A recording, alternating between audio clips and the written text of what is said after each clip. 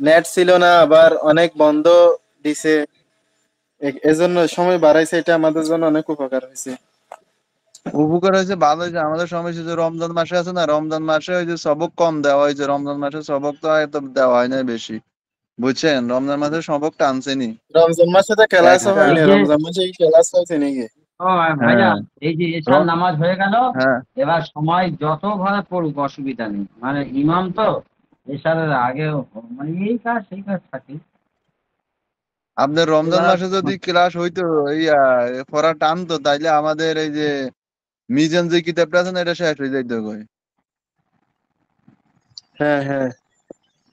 ধরো রমজান মাসে কিন্তু একটা আমলের মাস ছিল, ওই সময় সবাই অজুহাত দেখাইছে, অজুহাত নয়, বুঝছেন? আমরা তো এখানে তারাবি পড়ায় প্রতি ব্যস্ত হয়। আমাদের আমাদের দেশে তো অনেকজন, অনেক হাফেজ ছিল তো আমাদের গ্রুপে। ওরা তারাবি পড়াইছে, আবার অনেকে এতেকাফ থাকছে, এজন্য আর কি। এতেফাক এতেকাপ থাকলে কি হয়েছে? এতেকাপ থাকবো, তারপরে মসজিদে পড়বো, সমস্যা আছে না?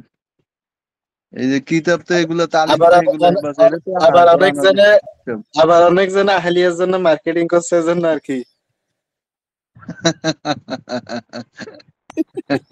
আল্লাহ।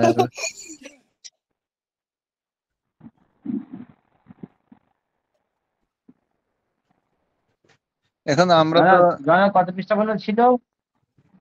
এই যে সৌসেদা ছিল পরোটা নামাজের। বলেন, উস্তাদ জয়েন হয়েছে, অনেকক্ষণ হয়েছে, উনি মনে হয় অন্য কাজে আছে। সৌসেদা, বিসমিল্লাহির রহমানির রহিম। সৌসেদা রে, এখান থেকে স্টার্ট আরে নামাজের কিছু কিছু ভুলের ক্ষতিপূরণের জন্য সহসেজদার বিধান রাখা হয়েছে।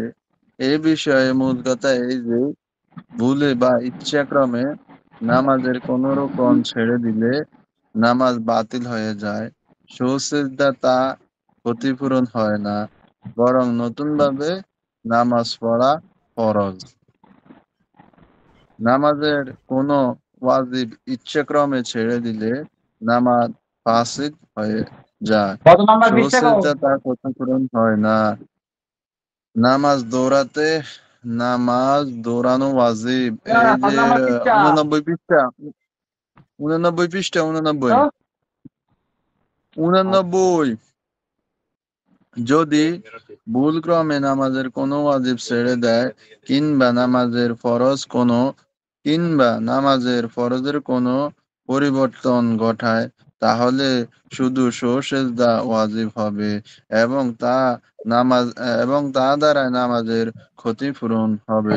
সুতরাং যদি ফরজের প্রথম 2 রাকাতে কেরাত পড়া ভুলে যায় এবং শেষ 2 রাকাতে তা আদায় করে, তাহলে নামাজ হয়ে যাবে এবং সেজদা ওয়াজিব হবে।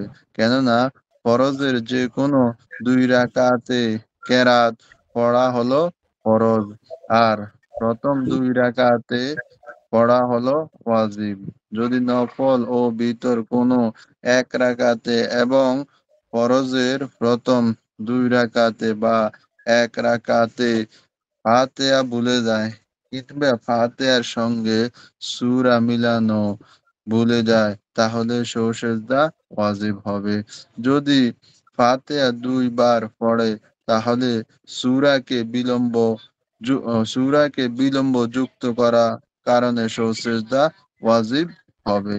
যদি কোনো রাকাতে ভুলে এক সেজদা দেয়, এক সেজদা দিয়ে পরবর্তী রাকাতে চলে যায় এবং সেখানে 3 সেজদা দেয়, তাহলে হয়ে নামাজ হয়ে যাবে।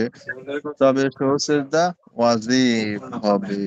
নফল, বিতর বা ফরজ প্রথম বৈঠকে ভুল ভুলে গেলে সেজদা ওয়াজিব হবে।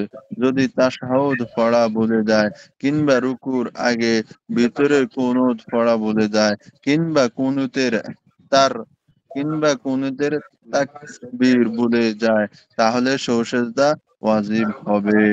ইমাম যদি ভুলে জাহিরি নামাজের সিররি কেরাত পড়ে কিংবা শিরিরি নামাজের জাহরি কেরাত পড়ে তাহলে সৌসেজদা ওয়াজিব হবে।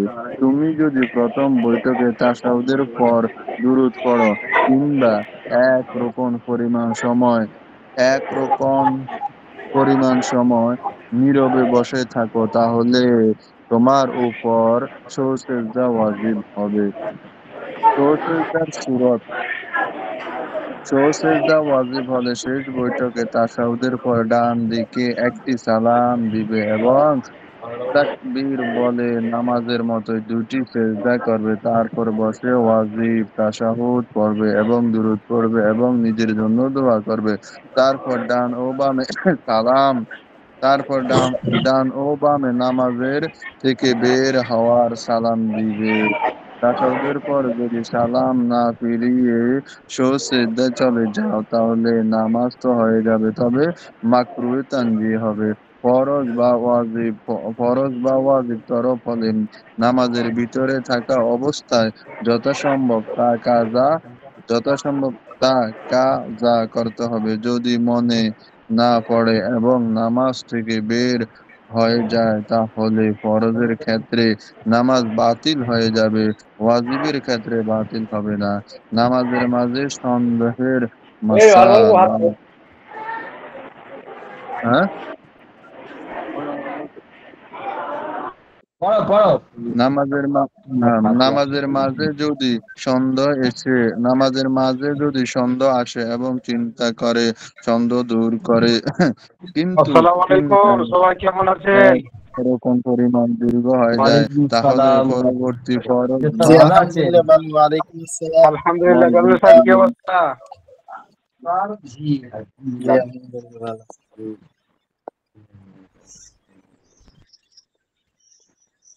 শোনা যাচ্ছে না মাঝে মধ্যে? জি জি শোনা যাচ্ছে চেষ্টা আপনার কথা। শুনতে পাচ্ছেন? মাঝে মধ্যে শোনা যাচ্ছে না চেষ্টা। আপনাদের। নেটের প্রবলেম, আপনার নেটের প্রবলেম হবে অনেক আগে। আমার ভয়েস শোনা যাচ্ছে? জি জি জি শোনা যাচ্ছে।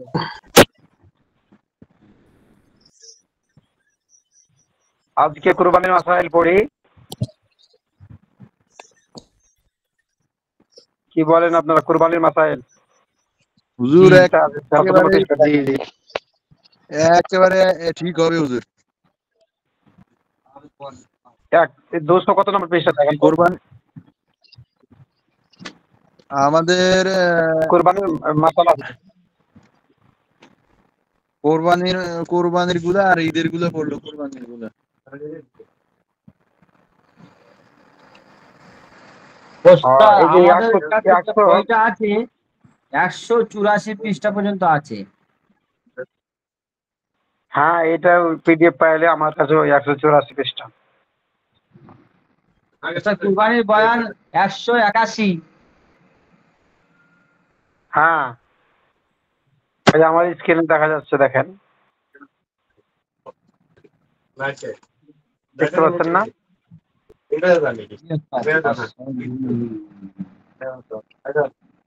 সবাই বের করে ফেলেন।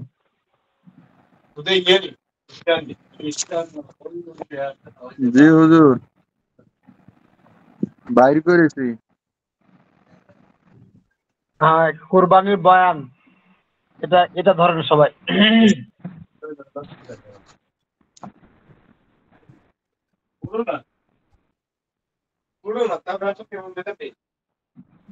আপনাদের ছুটির দরকার, আজকে ছুটি, কবে থেকে ছুটি নেবেন?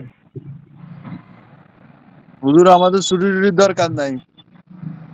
ঠিক আছে, ছুটি নাই, আমি ছুটি দিতে চাই না। ভালো। আমাদের বহুত ছুটি দিছে হুজুর, পুরা রমজানে তো ছুটি ছিল এক হিসেবে। হ্যাঁ, রমজান মাসে তো ক্লাস ভালো করে হয়।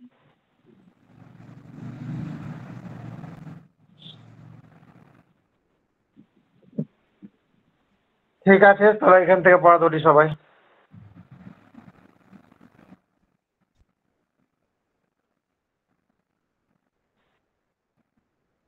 পাইছেন না সবাই? জি হুজুর, শুরু করেন। জি জি পাইছি। মাশাআল্লাহ।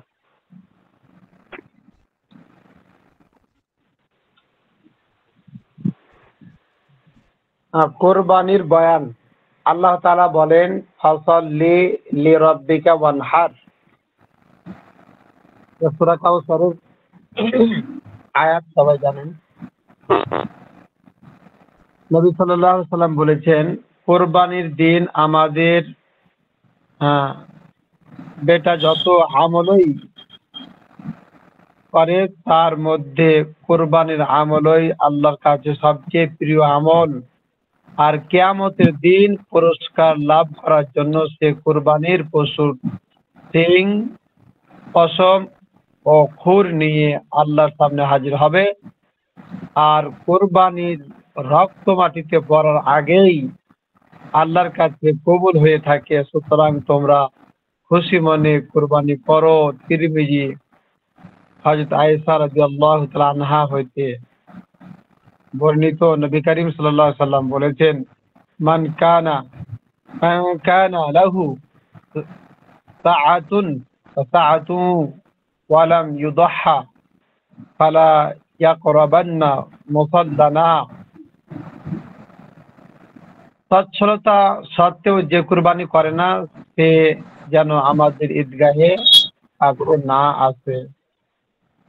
ইবনে মাজাহ, আবু হুরায়রা রাদিয়াল্লাহু তাআলা আনহু হতে বর্ণিত। তাহলে এখানে আমরা পেলাম যে ফাসাল্লি লিরাব্বিকা ওয়ানহার। ফাসাল্লি এটা হচ্ছে কি আমরের সিগা, তাই না? ওয়ানহার, আনহার, হ্যাঁ, এখানেও আমরের সিগা ব্যবহার করা হয়েছে। আমরের সিগার অর্থ হচ্ছে যে নির্দেশ করা, হুকুম করা, আদেশ করা। হুকুম করা, আদেশ করা, নির্দেশ করা, এগুলো কখন হয়? যখন এটা আবশ্যকীয় হয়। একটা করতে বলা আর একটা হচ্ছে নির্দেশ দেওয়া বা করা, এটা করতেই হবে, এটা মাপ নেই। একটা স্বাভাবিক ভাবে বলা আর একটা জোরালো ভাবে বলা। এই জন্য কোরআনের মধ্যে কোনো আয়াত যদি আহ, কোনো হুকুম বোঝায় আমরের সিগা দ্বারা, ক্রিয়া দ্বারা, তাহলে পরে ওই হুকুমটা উম্মতের জন্য করা আবশ্যকীয় হয়ে যায়। আর এখানে যেটা ওয়ানহার, এখানে আল্লাহ তাআলা আমাদেরকে নাহার অর্থাৎ কুরবানি করার আদেশ করেছেন। অতএব এটা হালকা চোখে দেখার কোনো সুযোগ নেই। আছে না অনেক অনেক আহলে হাদিসরা তাদের ফতোয়া হলো যে কুরবানি করলে সব হবে, না করলে কোনো গুনাহ হবে না।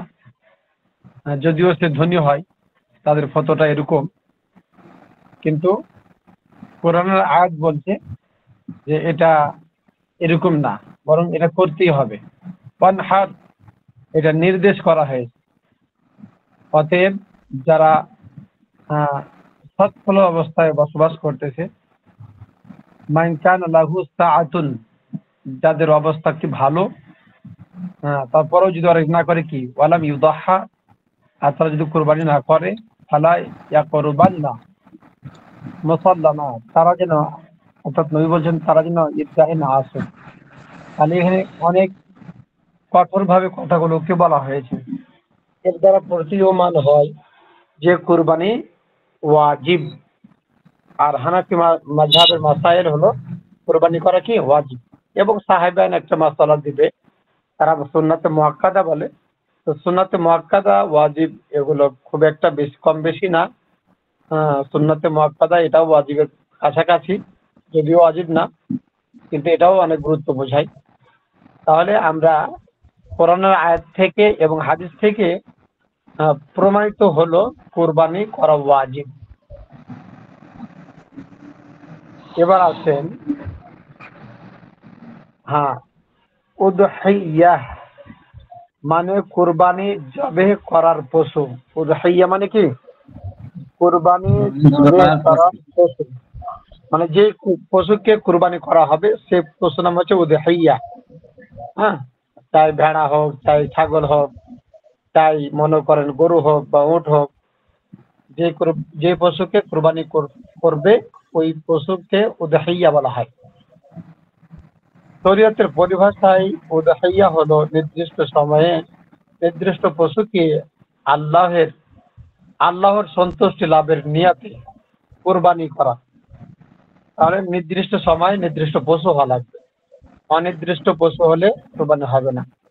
এখন মনে করেন নির্দিষ্ট পশু, এর বাইরে কুরবানি করলে কি কুরবানি হবে? হবে না। এখন নির্দিষ্ট সময়, এই সময়ের মধ্যেই কুরবানি করতে হবে, অন্য সময় করলে হবে না। অর্থাৎ 10, 11, 12 এই তিন দিনের মধ্যেই কুরবানি করতে হবে। এই 3 দিনের আগে, এই 3 দিনের পরে যদি কেউ কুরবানি করে তাহলে তার কুরবানি হবে না। এই জন্য নির্দিষ্ট সময় আর নির্দিষ্ট কি পশু। নির্দিষ্ট পশু কি কি এখানে সংক্ষিপ্ত ভাবে যেহেতু ওগুলো আসেনি, 6 ধরনের পশু, তাই না? হ্যাঁ, 6 ধরনের পশু কি কি বলেন। 1 নম্বর হচ্ছে উট, 2 গরু, হ্যাঁ, তারপরে হচ্ছে কি 3 মহিষ বা মহিষ, তারপরে বড়গুলো হচ্ছে 3, বড়গুলো একটা করে পেলাম, 3টা পেলাম, উট গরু মহিষ, তাই না? আর জি। ছোটগুলো 3টা, ভেড়া, দুম্বা আর ছাগল। এই 6 প্রকার নর এবং মাদি, অর্থাৎ নারী এবং পুরুষ, যে ফিমেল ভার্সন আর ফিমেল ভার্সন, পুরুষ ভার্সন, সব দিয়েই হচ্ছে কি মোট 12 প্রকার। আর সিঙ্গেল ভাবে ধরলে পরে 12, আর ডবল ভাবে ধরলে 6 প্রকার। এই 6 প্রকার পশু দ্বারা কুরবানি করা জায়েজ, এর বাইরে কুরবানি করা জায়েজ না। তাহলে নির্দিষ্ট পশু পাওয়া গেল। এবার নির্দিষ্ট সময়, নির্দিষ্ট সময় কোনটা? 10, 11, 12। আল্লাহ রাব্বুল আলামিন বলছেন যে কি আইয়ামাম মা'লুমাত, আইয়ামাম মা'লুমাত। ওই যে আয়াতটা কি জানো, ওয়ায়াযকুরু ইসমাল্লাহি আলা মা হাদাকুম, নাকি আসনা একটা জানো?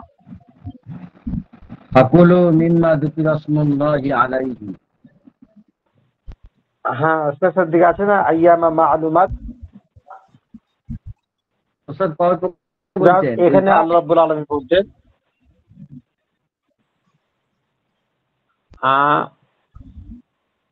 أياما معدودة فمن كان منكم مريضا أو على سفر فعدة من أيام أخر. ফামান তাআজ্জালা ফি ইয়াওমাইনি ফালা ইসমা এটা না, এটা তো ইয়ার আয়াত রোজা সম্পর্কে।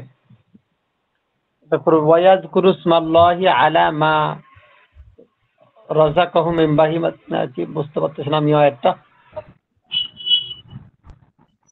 সূরা হজের আয়াতের কথা বলতেছেন হুজুর? সূরা হজের 36 নম্বর আয়াত। সূরা হজের আয়াত এটা। ওয়াযকুরু ইসমাল্লাহু সাফফাত, এটা এটা না। সূরা হজের কয় নম্বর আয়াত? অর্থটা কি হুজুর? প্রসঙ্গটা কি? ওয়ায়াযকুরু ইসমাল্লাহি ফি আইয়ামিম মা'লুমাত, এটা ওয়ায়াযকুরু ইসমাল্লাহি ফি আইয়ামিম মা'লুমাত। এই আয়াতের মধ্যে আল্লাহ তাআলা সময়ের কথাটাকে নিয়ে আসছেন, অর্থাৎ নির্দিষ্ট সময়। এখানে ফি আইয়ামি মা'লুমাত, এখানে নির্দিষ্ট কয়দিন, মানে নির্দিষ্ট কয়দিন বলতে এখানে 10, 11, 12, অথবা এই ফি আইয়ামি মা'লুমাত, ফি আইয়ামি মা'লুমাত এর দ্বারা হচ্ছে তাকবীরে তাশরীকের নির্দিষ্ট কয়দিন। এখানে যদি ধরা যায় নির্দিষ্ট কয়দিন বলতে কুরবানির 10, 11, 12 অথবা তাকবীরে তাশরীকের 5 দিন, অর্থাৎ 9 জিলহজ থেকে নিয়ে 13 জিলহজের আসর পর্যন্ত, এই দিনগুলোকে এই আয়াতের মধ্যে কি করছে? আনছে। আইয়ামিম মা'লুমাত, নির্দিষ্ট কিছুদিন তোমরা কি আল্লাহ জিকির করো, নির্দিষ্ট কিছুদিন আল্লাহ তাআলা জিকির করো। অর্থাৎ এখানে তাকবীরে তাশরীকের যে কয়দিন, অর্থাৎ 5 দিন, মোট 25 ওয়াক্ত। এই যে তাকবীরে তাশরীক, তাই না? তাকবীরে তাশরিকের মাসলা তো ওস্তাদ আপনারা জানেন নাকি? আয়াতটা লিয়াশহাদু মানাফিয়া লাহুম ওয়া ইয়াযকুরু ইসমাল্লাহি ফি আইয়ামিন মা'লুমাত আলা মা রাযাকাহুম মিন বাহিমাতিল আনআম ফাকুলু মিনহা ওয়া হ্যাঁ আতিমুল বাইসাল ফাতিহ। হ্যাঁ এটাই সূরা ফাজির আয়াত। আমি অংশ বিশেষ করেছিলাম তো এই জন্য হয়তো আপনারা বুঝতে পারেন। তাহলে এখানে যেটা বলা হলো সেটা হচ্ছে যে নির্দিষ্ট পশু নির্দিষ্ট সময় হ্যাঁ কোরবানি করতে হবে। এরপরে আসেন উযহিয়া হলো নির্দিষ্ট সময়ে নির্দিষ্ট পশুকে আল্লাহর সন্তুষ্ট লাভের নিয়তে কোরবানি করা।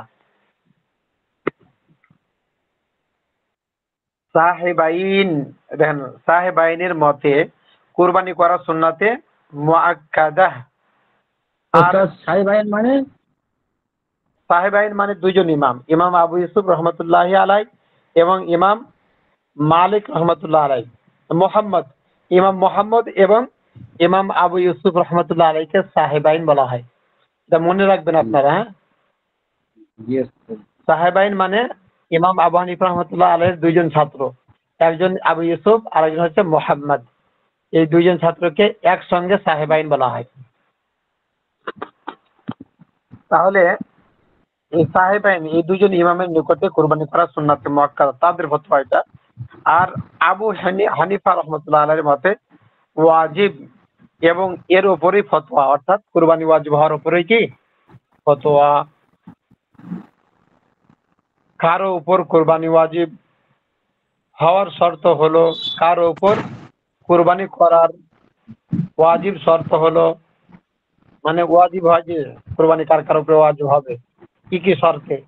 1 নম্বর মুসলমান হওয়া, 2 নম্বর স্বাধীন হওয়া অর্থাৎ গোলাম অথবা এগুলো না হওয়া, মুকিম হওয়া অর্থাৎ মুসাফির না হওয়া, এবং সচ্ছল হওয়া। তাহলে অসচ্ছলের উপর কোরবানি ওয়াজিব না, অর্থাৎ মৌলিক প্রয়োজনের অতিরিক্ত নেশাব পরিমাণের মালিক হওয়া। মৌলিক প্রয়োজন বলতে নিজের যে সাংসারিক যে প্রয়োজন আছে এগুলোকে বাদ দিয়ে যদি অতিরিক্ত নেশাব পরিমাণের মালের মালিক হয় তাহলে তার উপরে কুরবানি ওয়াজিব। তবে কুরবানি ওয়াজিব হওয়ার ক্ষেত্রে যে জাকাতের নেশাব যেটা, এটার মতো নয়। জাকাতের নেশাব হচ্ছে 1 বছর অতিবাহিত হওয়া এবং ওগুলো মালের নামই হওয়া, বর্ধিত মাল হওয়া। কিন্তু কুরবানির ক্ষেত্রে সেটা না। কুরবানির ক্ষেত্রে নির্দিষ্ট দিনগুলোতে অর্থাৎ 10ই জিলহজ থেকে 12ই জিলহজের মধ্যে যদি কারো কাছে টাকা পয়সা থাকে তাহলে তার উপরে কুরবানি ওয়াজিব হয়ে যাবে, 1 বছর অতিবাহিত হওয়া লাগবে না। অথবা কুরবানির নেশাবটা হচ্ছে এরকম যে আপনার বাড়িতে মনে করেন যে 3-4টা গাভী আছে, 2-3টা ছাগল আছে, তাহলে আপনার উপরে কি হয়ে যাবে কুরবানি ওয়াজিব। টাকা পয়সা যদি নাও থাকে তাও আপনার উপরে কি হবে কুরবানি ওয়াজিব হয়ে যাবে। কেন?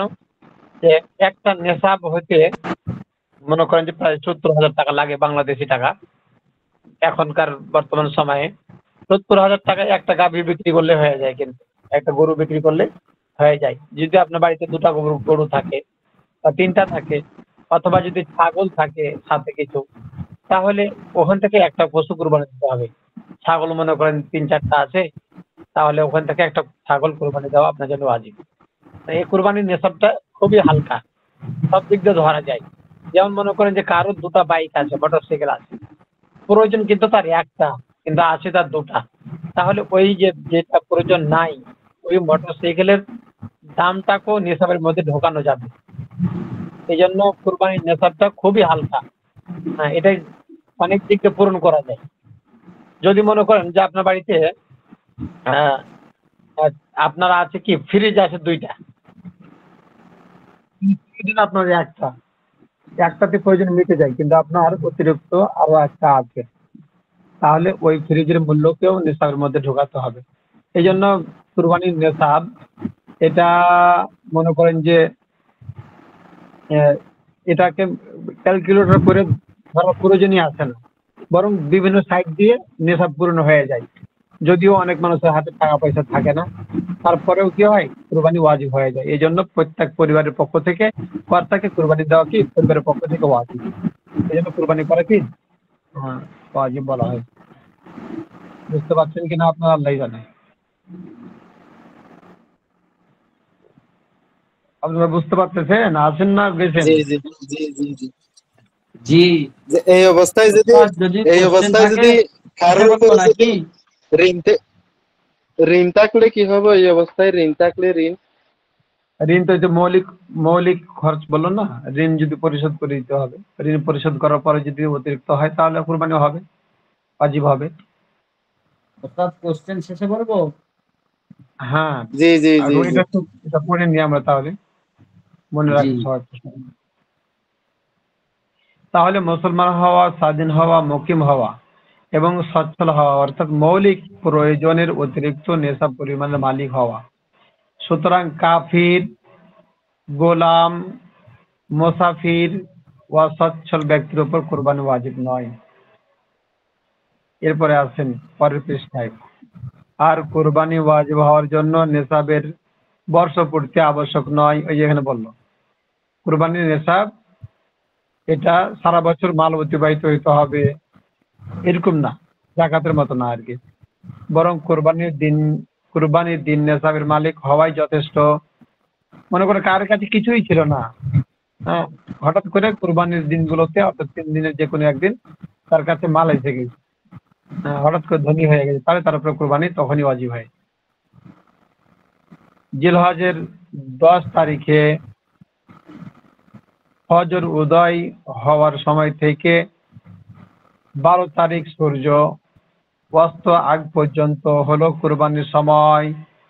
তাহলে ফজর কুরবানির অর্থাৎ 10 তারিখের সূর্য সূর্য সূর্য অস্ত কেন দিয়েছে এখানে কি? ঠিক আছে, জিলহজের 10 তারিখে ফজর উদয় হওয়ার সময় থেকে অর্থাৎ সকাল হওয়ার, সূর্য উদয় হওয়ার সাথে সাথে কি হয়, সময়টা শুরু হয় আর শেষ হয় কখন? 12 তারিখের সূর্য অস্তর আগ পর্যন্ত, সূর্য ডুবা পর্যন্ত। এই সময়ের মধ্যে কি যদি হয় মানুষের কাছে মাল চলে আসে, তাহলে সে কুরবানি তার উপর ওয়াজিব হয়ে যাবে। তবে শহরে এবং বড় গ্রামে ঈদের নামাজের আগে কুরবানির পশু জবাই করা জায়েজ নয়। খেয়াল করে, মাসালা খুব গুরুত্বপূর্ণ। শহরে এবং বড় গ্রামে, হ্যাঁ, মহল্লায়, এগুলোতে কুরবানির ঈদের নামাজের আগে কুরবানি পশু জবাই করা কিনা জায়েজ না। সর্বোত্তম হলো প্রথম দিন কুরবানি করা, তারপর দ্বিতীয় দিন, তারপর তৃতীয় দিন। প্রথম দিন কুরবানি করবে, এটা উত্তম, তারপরের দিন, তারপরের দিন, এভাবে পর্যায়ক্রমে উত্তম উত্তম। ভালোভাবে জবাই করতে পারলে নিজের হাতে কুরবানি করাই উত্তম। হ্যাঁ, নিজের পশু নিজে কুরবানি করা উত্তম যদি জবাই করতে পারে। না পারলে অন্যের হাতে জবাই করা যাবে, তবে জবের সময় নিজে উপস্থিত থাকা উচিত। কুরবানি পশু জবাই করার সময় নিজে উপস্থিত থাকা উচিত উচিত হযরত ফাতিমা রাদিয়াল্লাহু তাআলা আনহা থেকে আছে হাদিস, যে তিনি কুরবানির পশু জবাই করার সময় তিনি কুরবানির পশুর কাছে দাঁড়িয়ে থাকতেন। ওটা আসবে পরে। দিনে কুরবানি করা উত্তম আর রাতে কুরবানি করা মাকরুহ। দিনে কুরবানি করা কি উত্তম, রাতে মাকরুহ। তবে এখনকার যুগে রাতে কুরবানি করা মাকরুহ হবে না। মানে আগের যুগে মাসলা গুলো ইস্তেমবাদ করা, যেহেতু আগের যুগে কি ছিল না, এরকম বৈদ্যুতিক বাল্ব, লাইট, এগুলো কিছুই ছিল না। আগে মনে করেন যে মশাল জ্বালাইতো, যে হ্যারিকেন জ্বালাতো, অথবা যে কুপিগুলো জ্বালাইতো, এগুলোতে আলো কম, দেখা যায় না ভালোভাবে। কিন্তু এখনকার যুগে তো মনে করেন যে যে বৈদ্যুতিক বাল্ব, 1000 পাওয়ারের বাল্ব, 100 ওয়াটের বাল্ব, এগুলো লাগালে তো আর মনে করেন দিন আর রাতের তারতম্য থাকে না। এই জন্য এখন যদি কেউ জবাই করে রাতে কোরবানির পশু, তাতে কি হবে না, মাকরুহ হবে না। আচ্ছা, কোনো কারণে যদি প্রথম দিন ঈদের জামাত না হয়, দেখেন খেয়াল করেন, কোনো কারণে যদি প্রথম দিন ঈদের জামাত না হয়, তাহলে জাওয়ালের পর কোরবানি করা জায়েজ হবে। মনে করেন যে কোনো কারণে একটা মহল্লায় কোরবানির ঈদের নামাজ পড়ে না, মিস হয়ে গেছে, তাহলে সেই দিন তারা কোরবানি করতে পারবে কখন? জাওয়ালের পর, অর্থাৎ জোহর নামাজের সময় যখন দ্বীপ প্রহর হয় না, দ্বিপ্রহর যেটাকে বলা হয় এটা হচ্ছে জাওয়াল। এই সময়টার অতিবাহিত হওয়ার পর যখন জোহরের নামাজ রক্ত প্রবেশ করে, ঢুকে যায়, তখন থেকে কুরবানি করতে তারা পারবে। তার আগে পারবে না, যেহেতু তাদের নামাজটা কি হয়নি, পড়া হয়নি এখন। কোন শহরে যদি ঈদের অধিক জামাত হয়, তাহলে ওই শহরের প্রথম জামাতের পরই কুরবানি করা যাবে। কোন শহরে মনে করেন যে কুরবানি করা ঈদের নামাজ কয়েকটা অনুষ্ঠিত হয়, যেমন বাইতুল মোকাররম আমাদের বাংলাদেশে 3-4টা জামাত হয়। তো মনে করেন যে প্রথম জামাত যদি হয়ে যায়, তাহলে পরে ওই এলাকার লোক যদিও তারা এখনো নামাজ পড়েনি কেউ কেউ, তাহলে যারা নামাজ পড়েনি এখনো তারাও কুরবানি করতে পারবে, কারণ একটা জামাত হয়ে গেছে। অর্থাৎ ওই মহল্লার জন্য একটা জামাত কুরবানি করার জন্য বৈধ। পরে তারা নামাজ পড়ে নিবে, কিন্তু তারা কি করতে পারবে, কুরবানি করতে পারবে। হ্যাঁ, যদি এটা এরকম হতো যে ভিন্ন মহল্লার লোক, তাহলে পরে তারা পারবে না। যে মহল্লায় এখনো কি হয়নি, নামাজই পড়া হয়নি, ওই মহল্লার লোক আর কুরবানি করতে পারবে না।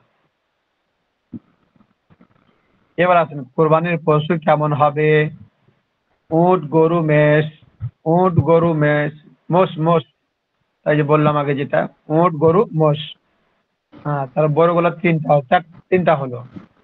তারপরে মেষ ছাড়া অন্য কিছু দ্বারা কুরবানি সহি হবে না। তারপর দেখেন, মেষ ছাড়া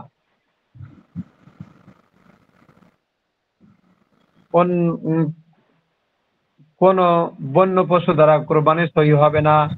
বন্য পশু বলতে হরিণ, তারপরে মনে করেন যে আরো বিভিন্ন পশু আছে, অথবা বন গরু, বন মহিষ, বন ছাগল, যেগুলো কোনোদিন মানুষের বাড়িতে আসা যাওয়া করেনি, সেগুলো মাঠে জন্ম হয়েছে, মাঠেই চড়ে, কোনোদিন জঙ্গল থেকে বেরো হয়নি, এরকম জঙ্গলি গরু আর জঙ্গলি মোষ অথবা জঙ্গলি ছাগল, এগুলো দ্বারা কোরবানি হবে না, যেহেতু এগুলো কি গৃহপালিত না।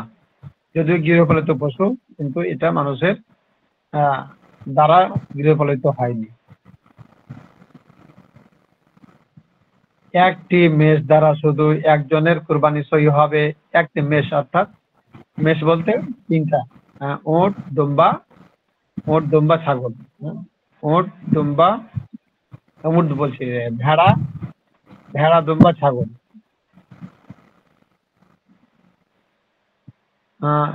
তবে শর্ত এই যে উট, গরু ও মোষ দ্বারা 7 জনের কোরবানি সহি হয়, তবে শর্ত এই যে কারো হিস্সা যেন 7 ভাগের 1 ভাগের কম না হয়। এই মশলাটা বুঝেন ভালো করে।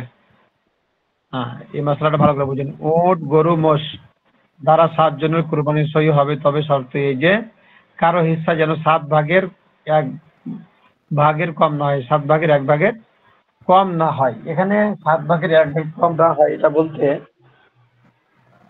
মনে করেন 7 জন কোরবানির হিস্সা নিয়েছে, 7টা ভাগ নিয়েছে, তো 7 শরিক আর কি। এখন যদি এদের মধ্যে কারো হিস্সা কম হয়, কারো অংশ 7 জনের মধ্যে মনে করেন যে একজনের অংশ কম, মানে একটা গরুর দাম 70,000 টাকা, এই 70,000 টাকার গরু 7 জনের ভাগে 10,000 করে পড়ছে, তাই না?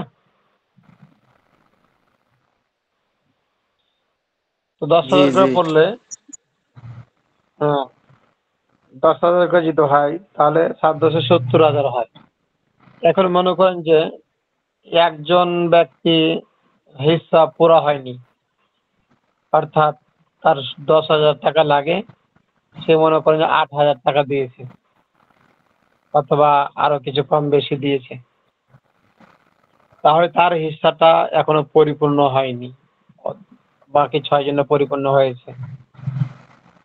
অথবা মনে করেন যে একজন 2,000 টাকা কম দিয়েছে, আর অন্য কোনো সদস্যরা 2,000 টাকা দিয়ে দিয়েছে, তাহলে এই কুরবানির হিস্সা সমান সমান না হওয়ার কারণে কারোই কুরবানি হবে না। বুঝছেন? সমান হিস্সা না হওয়ার কারণে কারোই কুরবানি হবে না। তবে যদি এটা কি হয়, বলে যে ভাই আমার তো 2000 টাকা কম আছে, আমাকে 2000 টাকা কেউ ধার দেন, তাহলে পরে সে ধার বা খরচ নিয়ে ওই তার হিস্সা পূরণ করতে পারে। কিন্তু মনে করেন যে অনেক সময় এরকম হয় না যে এক ফ্যামিলিতে বা এক পরিবারে তার 4-5 ভাই আছে, বা 2-3 ভাই আছে, তারা এখন একটা গরু কুরবানি দিবে। এখন দেখা গেল যে এক ভাই অনেক বড় লোক, এক ভাই অনেক গরিব। তো দেখা গেল যে 3 ভাইয়ের মধ্যে 3 ভাই একটা গরু কুরবানি দিবে। 2 ভাই বড় লোক, এক ভাই গরিব।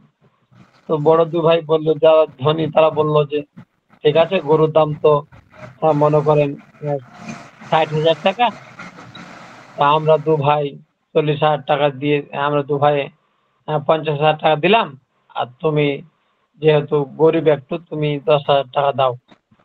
তাহলে পারে এইভাবে তাদের হিস্সা সমান না হওয়ার কারণে তাদের কারোই কুরবানি হবে না। ফতোয়াটা আপনারা ভালো করে শুনুন। এই তাদের কুরবানি কারো হবে না।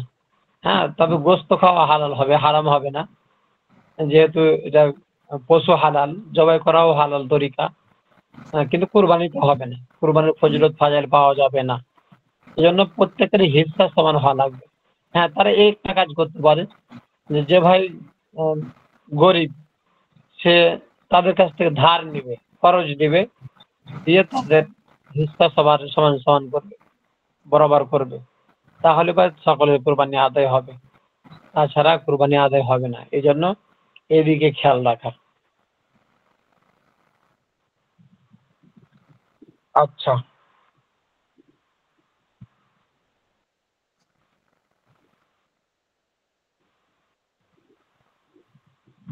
এবার আসেন, কারো হিস্সা যদি 7 ভাগের 1 ভাগের কম হয়, তাহলে অন্যান্য শরীকদের কারো কুরবানি সহি হবে না। দেখছেন কি কঠিন কথা। আর একটি উট, গরু ও মোষ 7 জনের জন্য যথেষ্ট হবে, যদি প্রত্যেকের উদ্দেশ্য কুরবানি হয়। সবাই 7 শরীকে কুরবানি করতে পারবে যদি সবারই কুরবানি করার নিয়ত থাকে। যদি একজনেরও উদ্দেশ্য হয় শুধু গোস্ত খাওয়া, তাহলে কারো কুরবানি সহি হবে না। দেখছেন যে একজনের কারণে 7 জনের কুরবানি নষ্ট হয়ে যাবে। তাহলে শরিকানা কোরবানি খুবই সতর্কতা। আর যদি পারা যায়, সব থেকে ভালো হবে একা একাই কুরবানি দেওয়া। হ্যাঁ, যদিও সেটা ছোট হয়, তারপরেও কুরবানিটা আপনার একটা ভরসা থাকে যে না, আমার কুরবানিটা আল্লাহর সন্তুষ্টির জন্য দিলাম, এটা আদায় হওয়ার মতো। কিন্তু 7 শরীকে কোরবানি যখন দেয়, বিভিন্ন মানুষের বিভিন্ন রকম মন থাকে, কারো টাকা হালাল, কারো টাকা হারাম। মনে করেন কেউ নামাজি, কেউ বেনামাজি, কে মনে করেন যে সমাজের মধ্যে ভালো লোক, কে খারাপ লোক। তো এই যে কেউ গোস্ত খাওয়ার নিয়াতে, তো বিভিন্ন রকম বিভিন্ন জনের টাকা পয়সা, মন, দিল কুরবানির জন্য না হওয়ার কারণে কুরবানি গুলো নষ্ট হয়ে যায়। এই জন্য কুরবানি পারতপক্ষে একাই দেওয়াই বেশি সব থেকে ভালো। অথবা এরকম মোত্তাকি পরহেজগার যারা আছে, তারা একসঙ্গে কুরবানি দিতে পারে, একসঙ্গে ভাগা নিতে পারে বা শরিক হতে পারে। সেক্ষেত্রে কোনো অসুবিধা কম হবে।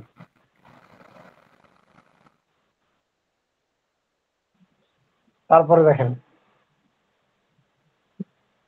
1 বছর পূর্ণ হয়ে দ্বিতীয় বছর শুরু হওয়া মেষ কুরবানির জন্য যত গ্রহণযোগ্য, অর্থাৎ 1 বছর পার হলে।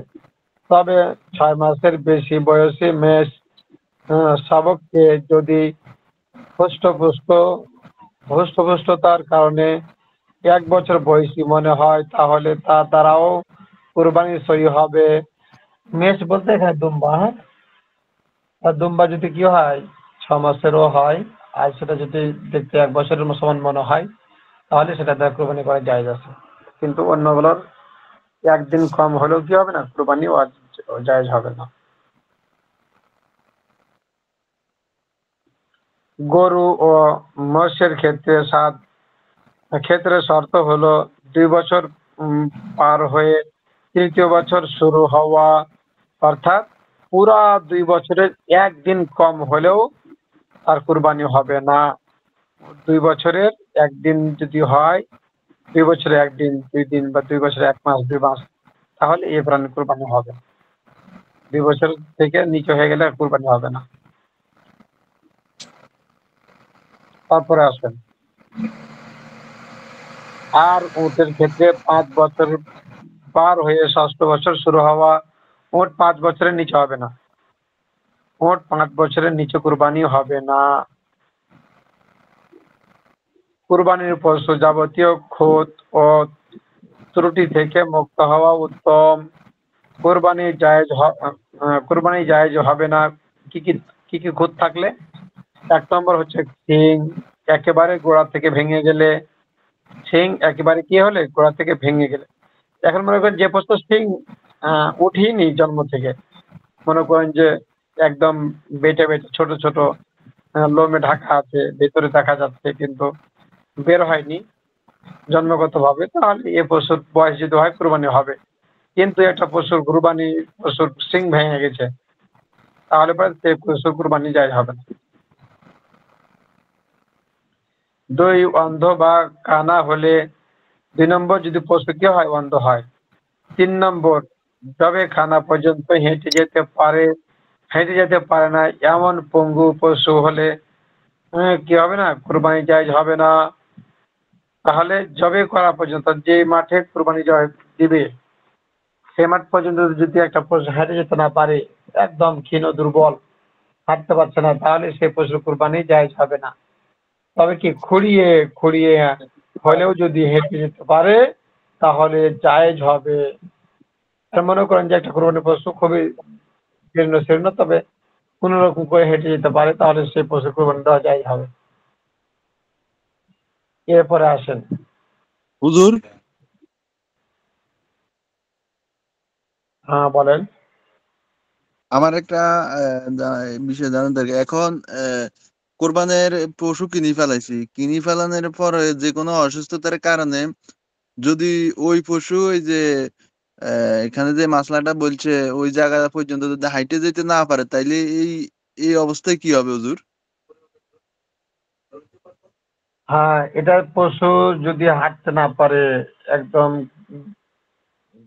কিন্তু জীর্ণ পশু শীর্ণ কিনি হয়ে ফেলাইছে হুজুর, পশু কিনি ফেলাইছে কোরবানি দেওয়ার জন্য। এখানে পশু যদি অসুস্থ হয়ে যায়, এটা শর্তের মধ্যে পড়ছে না, তাহলে এটা কুরবানি দিবে না, অন্য একটা কিনবে। যদি বড় লোক হয়, অন্য একটা কিনে কুরবানি দিবে। আর যদি কি হয়, গরিব হয়, তাহলে পারে তার জন্য আরো একটা পশু কিনে কুরবানি দেওয়া ওয়াজিব। ধনীদের জন্য পরবর্তী পশু কিনে কুরবানি করা ওয়াজিব না, গরিবের জন্য ওয়াজিব। মানে এখানে মশলাটা হলো যে গরিব তো গরিবই ছিল, কিন্তু সে যখন নিয়ত করে লাই, তখন তার এই নিয়তকে আর ইসলাম ধর্ম শরীয়ত আর ছাড়ে না, তাকে আবার কুরবানি দিতে হয়। যেমন মাসালার মধ্যে এরকম আছে যে ধনী আর গরিবের মধ্যে, গরিব ব্যক্তি একটা পশু কিনেছিল কুরবানি দেওয়ার জন্য, কিন্তু হারিয়ে গেছে। হ্যাঁ, আবার সে কি করলো, একটা পশু কিনে ফেললো কষ্ট করে। হ্যাঁ, এখন দুটোই পরবর্তীতে ওই পশুটা পাওয়া গেছে, তাহলে তার জন্য দুটাই পশুকে কুরবানি করা ওয়াজিব, একটাও ছাড়তে পারবে না। আর ধনীর আচ্ছা, ব্যক্তি যদি মনে করেন যে তার দুটা পশু একটা পশু হারিয়ে গেছে, একটা পশু হারিয়ে গেছে, আরেকটা কিনেছে, কিন্তু পরবর্তীতে আবার পাওয়া গেছে ওইটা, তাহলে তার জন্য দুটো পশু কুরবানি করা ওয়াজিব না, যে কোনো একটা করতে পারে, একটা ছেড়ে দিতে পারে। কিন্তু গরিবের জন্য দুটাই পশু কুরবানি করা ওয়াজিব। আচ্ছা হুজুর, আচ্ছা, আরেকটা কথা হ্যাঁ বলো। আরেকটা কথা আরেকটা কথা হইলো কি, যেটা বলছিলেন, যদি পশু হারাই যায় বা তার কাছে এরকম পশু এখন আগে কিনি ফেলাইছে, পশু অসুস্থ হয়ে গেছে গো, ও পশু দিয়ে কোরবানি হবে না বা চুরি হয়ে গেছে গো, তো এখন তার কাছে আবার নতুন করে পশু কেনার অর্থ নাই, কিন্তু তো এখানে বলতেছে যে কি তার উপরে আবার ওয়াজিব রয়ে গেছে, তাইলে এটা পরবর্তী কত সময়ের মধ্যে এটা আদায় করে দিতে হবে? এই টাইমটা কত সময় বা কতদিন পরে, কতদিনের ভিতরেই এটা? কুরবানি 3 দিনের মধ্যে তাকে কুরবানি করতে হবে। কুরবানি 3 দিনের মধ্যে, বাইরে করলে হবে না। বুঝছেন না? জি আর হুজুর। যদি এমন নিতান্ত গরিব হয়, কিনতে পারছে না, তাহলে পরে তার জন্য পরবর্তীতে যদি ছাগল ভালো হয়ে যায় বা অসুস্থ ছিল সুস্থ হয়ে গেছে, তাহলে পরবর্তীতে এই প্রাণীকে সাদকা করে দিতে হবে, পুরাই সাদকা করে দিতে হবে। আচ্ছা, তারপরে আসি 4 নম্বর, কান বা লেজ পুরা বা বেশিরভাগ কাটা হলে, মনে করেন কান অথবা লেজ, হ্যাঁ, 4 ভাগের পুরা পুরা বলতে কি পুরা বা বেশিরভাগ, তাহলে বেশিরভাগ, একটা লেজের যদি বেশিরভাগ না থাকে তাহলে সেই কুরবানিটা হবে না। অথবা কানের কানে কিনা বেশিরভাগ নাই, তাহলে পরে কুরবানি হবে না। তারপর দেখেন 5 নম্বর, একেবারে জীর্ণ একেবারে শীর্ণ ও মাংসহীন হলে, এমন একটা পশু যে পশুর কোনো গোস্ত নাই, শুধু হাত দিয়ে দেখা যাচ্ছে, তাহলে এরকম পশু কুরবানি দিবে না। অধিকাংশ দাঁত ভেঙে পড়ে গেলে, এমন বয়স্ক পশু যে তার কোনো দাঁত নাই, বেশিরভাগ দাঁত পড়ে গেছে, তাহলে পরে সে পশু কুরবানি হবে না। 7 নম্বর, জন্মগতভাবে কান না থাকলে, কোনো পশু জন্মগতভাবে কোনো কান নাই, তাহলে পরে হ্যাঁ, জন্মগতভাবে কান না থাকলে, জন্মগতভাবেই সিং সিং নেই কিংবা অধিকাংশ ভেঙে গেছে, এমন পশু কুরবানি করা যায় আছে, মানে যেটা জন্মগতভাবে তার সিং ওঠেনি, পশু কুরবানি হবে। খুজলি আক্রান্ত পশু হুষ্টপুষ্ট হলে কুরবানি করা যাবে, নতুবা জায়েজ নয়। খুজলি অর্থাৎ চর্মরোগ, হ্যাঁ, যেটা হুষ্টপুষ্ট পশু থাকে তাহলে এটা কুরবানি করে জায়েজ আছে, হুষ্টপুষ্ট না হলে পরে কুরবানি করবে না। পশুটি যদি 3 পায়ে খুঁড়িয়ে খুঁড়িয়ে হলেও হেঁটে যেতে পারে, তাহলে কুরবানি জায়েজ হবে। একটা পশু হ্যাঁ খুবই দুর্বল, কিন্তু হাঁটতে পারছে খোঁড়ায় খোঁড়ায়, তাহলে পরে সেটা পশু কুরবানির মাঠ পর্যন্ত যেতে পারলে তাকে কুরবানি করা জায়েজ আছে। গোস্ত ও চামড়ার ব্যবহার, কুরবানির গোস্ত নিজেও খেতে পারে এবং গরিব ধনী সবাইকে দিতে পারে, তবে উত্তম নিয়ম হলো 3 ভাগ করে 1 ভাগ গরিবদের মাঝে সদকা করা, 1 ভাগ নিজে ও পরিবারের জন্য রাখা, 1 ভাগ নিজের এবং পরিবারের জন্য রাখবে, 1 ভাগ আত্মীয় স্বজন ও বন্ধু বান্ধবদের মাঝে বিতরণ করা, সামান্য কিছু রেখে সব গোস্ত সদকা করে দেওয়া আরো ভালো, তবে সব গোস্ত নিজের ও পরিবারের জন্য রেখে দেওয়া জায়েজ আছে। কি বললো, সব গোস্ত যদি কি করে নিজের পরিবারের জন্য রেখে দেয় তাও জায়েজ আছে, কোনো কি হবে না, না জায়েজ হবে না। কোরবানির পশুর চামড়া নিজে ব্যবহার করা বা কোনো ধনীকে হাদিয়া করা জায়েজ। কোরবানির পশুর চামড়া যদি কি করে নিজে ব্যবহার করতে পারবে, ব্যবহার বলতে কি জায়নামাজ বানানো, অন্য কিছু বানানো বা আর জ্যাকেট বানানো, যেগুলো বানানো যায় যদি বানিয়ে করতে পারে তাহলে তার জন্য জায়েজ আছে। তবে বিক্রি করলে তার মূল্য সদকা করা আবশ্যক। ও যদি বিক্রি করে দেয় তাহলে মূল্য সদকা করে দিতে হবে, এটা আবশ্যক। কোরবানির পশুর গোস্ত বা চামড়া দ্বারা কসাইকে মজুরি পরিশোধ করা জায়েজ নয়। কোরবানির পশুর চামড়া দ্বারা যেটা টাকা পাবে এটা দ্বারা মজুরি দেওয়া জায়েজ হবে না কসাইকে। কয়েকটি মশলা যদি নজর বা মান্যতের কুরবানি হয়, যেমন বললো যে আমি আল্লাহর ওয়াস্তে একটি কুরবানি করার মান্যত করলাম, কিংবা আমার অমুক কাজটি হলে একটি কুরবানি করব, তাহলে ওই কুরবানির গোস্ত নিজে ব্যবহার করতে পারবে না এবং সমস্ত গোস্ত ও চামড়া গরিবদের মাঝে সদকা করা ওয়াজিব। মান্যতের অর্থাৎ কোনো মান্যতের কুরবানি যদি কেউ নিয়ত করে তাহলে মান্যতের কুরবানির গোস্ত খেতে পারবে না, সব গোস্ত ফকিরদের মাঝে সদকা করে দিতে হবে। যদি কর্মচারীকে খানা খাওয়ানোর শর্ত থাকে তাহলে কুরবানির গোস্ত তাকে দেওয়া যাবে না। সঙ্গে যদি অন্য তরকারি থাকে আর গোস্ত হাদিয়া হিসাবে দেয় তাহলে জায়েজ আছে। এই হলো মোটামুটি কুরবানির মাসাইল এই কিতাবের মধ্যে থেকে, আর নাই, এখান থেকেই শেষ। বলেন কার কি প্রশ্ন ছিলেন বলেন। হুজুর হাত দিতে এখানে দাও পড়া। কর্মচারীকে গোস্ত দেওয়া যাবে না, এটা বুঝিনি ওস্তাদ। কর্মচারীকে মানে অনেক সময় কসাইরা কি করে, গরু কাটে না, যে গরু কাটার জি জি গরু কাটার জন্য তাদেরকে 100 টিবেন মিউট করেন। পারিশ্রমিক হিসাবে কুরবানির গোশত দিতে পারবে না, তাকে টাকা দিতে হবে। হ্যাঁ, গোশত দিতে পারে হাদিয়া হিসাবে, যে তাকে টাকা দিল কুরবানি পশু জবাই করার জন্য, কুরবানি পশু গোশত করে দেওয়ার জন্য তাকে টাকা দিল, সাথে যদি কয় যে আমি আপনাকে কিছু গোশত হাতিয়ে দিলাম কসাইকে, তাহলে সে দিতে পারে। কিন্তু কি করতে পারবে না, কুরবানি পশুর জবাই করার পরিবর্তে এবং কুরবানি পশুর জবাই গোশত করে দেওয়ার পরিবর্তে তাকে মজুরি হিসাবে গোশত দিতে হবে, মজুরি হিসাবে গোশত দিতে হবে। জি জি জি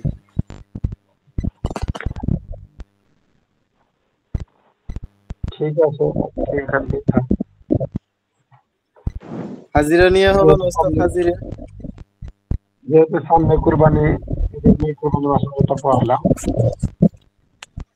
হাজিরা হাজিরা হাজিরা।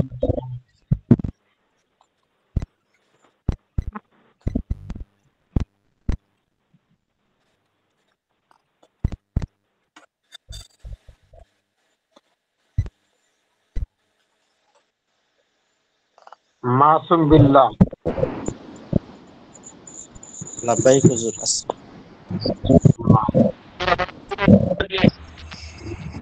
নাজবুল মোল্লা। লাব্বাইক। আসাদুল ইসলাম। আসাদুল ইসলাম নাই।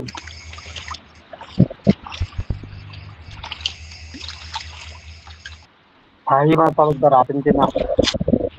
আছে আছে, উনি আছে।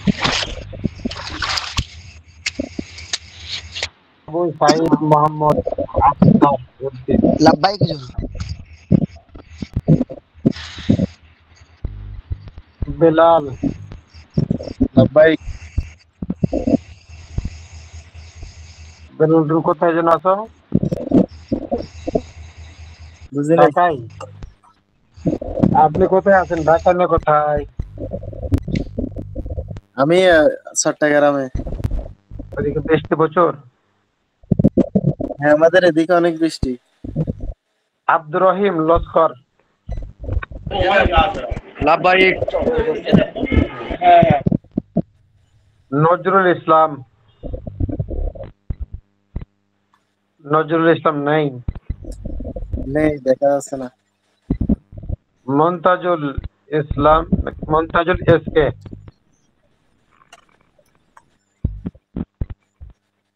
উনিও নেই মনে আলামিন হয়। শেখ সাদি। আলামিন শেখ আলামিন সাদি শেখ বেটে দিয়ে দিতে বলছে, উনি নেটে প্রবলেম করতেছে। উনি আছে। সাদি ছিল তো। নুরুজ্জামান মিয়াজি। নুরুজ্জামান নেই। ফাতিমা নাদিয়া, উনি আছেন? জি আছে, উনি আছে। যে ওস্তাদ আছে, মেসেজ দিয়েছে আছে। হাজিরা দিচ্ছে। জয়নুল আবেদিন আছে। সিরাজুল ইসলাম। হাওলাদার নাই? হুজুর আমি আছি হুজুর। আছেন, মাশাআল্লাহ। মঞ্জুর হোসেন। মঞ্জুর হোসেন হাত দেখা কেছে, উনি আছে। হুজুর মঞ্জুর মঞ্জুর হোসেন আছে?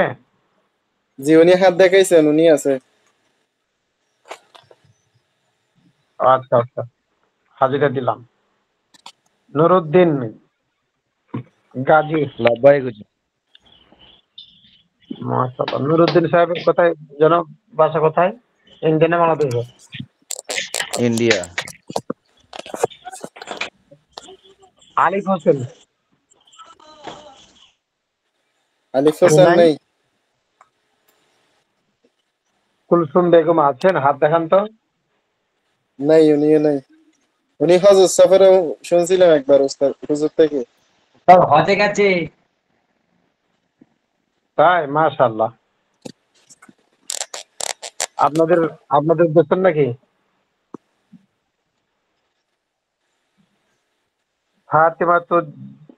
ফাতিমাতুজ জাহান উনি আছেন? হাত দেখান। উনি কোনো গ্যালাক্সি দেখিনি উস্তাদ একবারে। গায়রা হাজির দিয়ে দিলাম। লিয়াকত হোসেন এসকে নেই। নাই? লিয়াকত নাই? লিয়াকত সাহেব নেই, দেখা যাচ্ছে না। তাহলে মোটামুটি আপনাদের উপস্থিতি 12 জন। হুজুর আমি চলে যাই, হ্যাঁ আমি নামাজ পড়বো হুজুর। ঠিক আছে, সবার ছুটি, আপনি একা যাবেন কেন? সবার জন্য ছুটি। ঠিক আছে, আপনারা ভালো থাকেন, সুস্থ থাকেন। আসসালামু আলাইকুম। আমিও গেলাম। আসসালামু আলাইকুম।